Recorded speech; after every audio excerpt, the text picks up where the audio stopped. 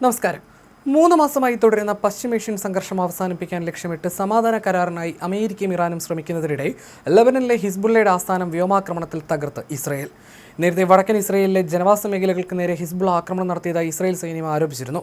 ഈ ആക്രമണം വെടിനിർത്തൽ കരാറിന്റെ നഗ്നമായ ലംഘനമാണെന്നും അവർ വിശേഷിപ്പിച്ചു.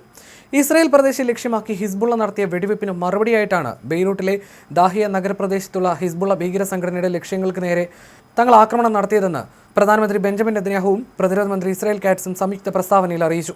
ഹിസ്ബുള്ളയുടെ ശക്തമായ സ്വാധീന മേഖലയായ ദാഹിയയിലെ ഒരു അപ്പാർട്ട്മെന്റിന് നേരെയാണ് ആക്രമണം ഉണ്ടായതെന്ന് ലെബനന്റെ ഔദ്യോഗിക വാർത്താ ഏജൻസി അറിയിച്ചു. തകർന്ന കെട്ടിടം ഹിസ്ബുള്ളയുടെ ആസ്ഥാനമായിട്ടാണ് പ്രവർത്തിച്ചിരുന്നതെന്ന് ഇസ്രായേൽ വ്യോമസേന അവകാശപ്പെട്ടു. ഇസ്രായേൽ പൗരന്മാർക്കും തെക്കൻ ലെബനനിൽ യുദ്ധം ചെയ്യുന്ന ഇസ്രായേൽ പ്രതിരോധ സേനയ്ക്കുമെതിരെ ഭീകരാക്രമണങ്ങൾ ആസൂത്രണം ചെയ്യാനാണ് ഈ കേന്ദ്രം ഉപയോഗിച്ചിരുന്നതെന്നും അവർ ആരോപിച്ചു. ഇസ്രായേലിന്റെ പ്രസ്താവനയോട് ഹിസ്ബുള്ള നിലവിൽ പ്രതികരിച്ചിട്ടില്ല. എന്നിരുന്നാലും തെക്കൻ ലെബനനിലെ ഇസ്രായേൽ സൈനികർക്ക് നേരെ തങ്ങൾ മിസൈലുകളും ഡ്രോണുകളും തൊടുത്തുവിട്ടതായി ഹിസ്ബുള്ള അറിയിച്ചു. ബെയ്റൂട്ടിന്റെ തെക്കൻ പ്രാന്തപ്രദേശമായ ഗുബൈറി മേഖലയിലെ ഒരു അപ്പാർട്ട്മെന്റിന് നേരെ ആക്രമണം നടന്നതായി ലെബനന്റെ ഔദ്യോഗിക വാർത്താ ഏജൻസിയായ നാഷണൽ ന്യൂസ് ഏജൻസി റിപ്പോർട്ട് ചെയ്തു. സംഭവസ്ഥലത്ത് നിന്നുള്ള ദൃശ്യങ്ങളിൽ പ്രദേശം മുഴുവൻ പുകയും പൊടിയും ഉയർന്നതും കാണാമായിരുന്നു.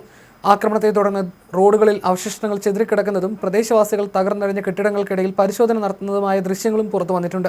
ഹിസ്ബുള്ള വടക്കൻ ഇസ്രായേലിലെ ജനവാസ മേഖലകളെ ആക്രമിച്ചാൽ ബെയ്റൂട്ടിന്റെ തെക്കൻ പ്രാന്തപ്രദേശങ്ങളെ ഇസ്രായേൽ ലക്ഷ്യമിടുമെന്ന് നെതന്യാഹുവും മറ്റ് ഇസ്രായേൽ ഉദ്യോഗസ്ഥരും മുൻപ് തന്നെ ആവർത്തിച്ച് മുന്നറിയിപ്പ് നൽകിയിട്ടുണ്ട്. തങ്ങളുടെ ഈ നിലപാടിന് അമേരിക്കയുടെ പിന്തുണയുണ്ടെന്നും ഇസ്രായേൽ അവകാശപ്പെടുന്നു. തെക്കൻ ലെബനനിലുടനീളമുള്ള 10-ലധികം സ്ഥലങ്ങളിൽ ഇസ്രായേൽ ആക്രമണം നടത്തിയെന്നാണ് വിവരം. ഏതാണ്ട് 30ഓളം പ്രദേശങ്ങൾ ഒഴിഞ്ഞു പോകണമെന്ന് ഇസ്രായേൽ സൈന്യം മുന്നറിയിപ്പ് നൽകുന്നതിന് മുമ്പും പിമ്പുമായിട്ടാണ് ഈ ആക്രമണങ്ങൾ നടന്നതെന്നാണ് റിപ്പോർട്ട്. യുഎസും ഇറാനും തമ്മിൽ ഒരു കരാറിലെത്തുമെന്ന പ്രതീക്ഷകൾ നിലനിൽക്കെയാണ് ഈ സംഘർഷം ഉടലെടുത്തിരിക്കുന്നത്. ശത്രുത അവസാനിപ്പിക്കാൻ ലക്ഷ്യത്തോടെ ഇസ്രായേലും ലെബനനും ഏപ്രിലിൽ വാഷിംഗ്ടണിൽ വെച്ച് നേരിട്ടുള്ള ചർച്ചകൾ നടത്തിയിരുന്നു. ഇതിന്റെ 5ാം ഘട്ട ചർച്ചകൾ ഈ മാസം അവസാനം നടക്കാനിരിക്കുകയാണ്. ഇരു രാജ്യങ്ങളും തമ്മിൽ ഔദ്യോഗികമായി നയതന്ത്ര ബന്ധങ്ങളൊന്നുമില്ല. എന്നാൽ ആദ്യഘട്ട ചർച്ചകൾക്ക് ശേഷം ഏപ്രിലിൽ പ്രഖ്യാപിച്ച വെടിനിർത്തൽ കരാർ പാലിക്കാൻ ഇസ്രായേലോ ഹിസ്ബുള്ളയോ തയ്യാറായിട്ടില്ല.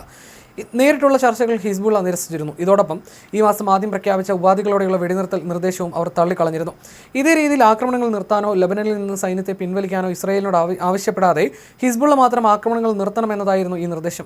ഇസ്രായേലിലെ വ്യോമാക്രമണങ്ങളിലും കരയിലൂടെയുള്ള ആക്രമണങ്ങളിലുമായി ഏകദേശം 3700-ലധികം ആളുകൾ കൊല്ലപ്പെട്ടുവെന്നാണ് ലെബനൻ വ്യക്തമാക്കുന്നത്. അതേസമയം കൂടുതൽ വിപുലമായ ഒരു പ്രാദേശിക സമാധാന കരാറിലെത്തുന്നതിനുള്ള നയതന്ത്ര ശ്രമങ്ങൾ വേഗത്തിലാകുന്നുവെന്നാണ് സൂചനകൾ. നിലവിലുള്ള വലിയ രീതിയിലുള്ള സംഘർഷം അവസാനിപ്പിക്കുന്നതിനായി സമാധാന കരാറിലേക്ക് യുഎസും ഇറാനും അടുക്കുന്നതായും ഇതിൽ ഇന്ന് തന്നെ ഒപ്പുവെച്ചേക്കാമെന്ന് പാകിസ്ഥാൻ നേതാക്കൾ സൂചിപ്പിച്ചതായി നേരത്തെ റിപ്പോർട്ടുകൾ പുറത്തു വന്നിരുന്നു. അമേരിക്കയുമായിട്ടുള്ള ഏതൊരു വിപുലമായ കരാറിൻ്റെയും ഭാഗമായി ലെബനനിലെ യുദ്ധം അവസാനിപ്പിക്കുന്നത് ഉൾപ്പെടുത്തണമെന്ന് ഇറാൻ നിരന്തരം ആവശ്യപ്പെടുന്നുണ്ട്. ലോകത്തിലെ ഏറ്റവും പ്രധാനപ്പെട്ട കപ്പൽ ഗതാഗത പാതകളിലൊന്നായ ഹോർമസ് കടലിടുക്ക് ഒരു കരാറിലെത്തിയാൽ എല്ലാവർക്കുമായി തുറന്നു കൊടുക്കുമെന്ന് യുഎസ് പ്രസിഡന്റ് ഡൊണാൾഡ് ട്രംപ് തന്റെ സോഷ്യൽ മീഡിയ പോസ്റ്റിൽ വ്യക്തമാക്കിയിരുന്നു.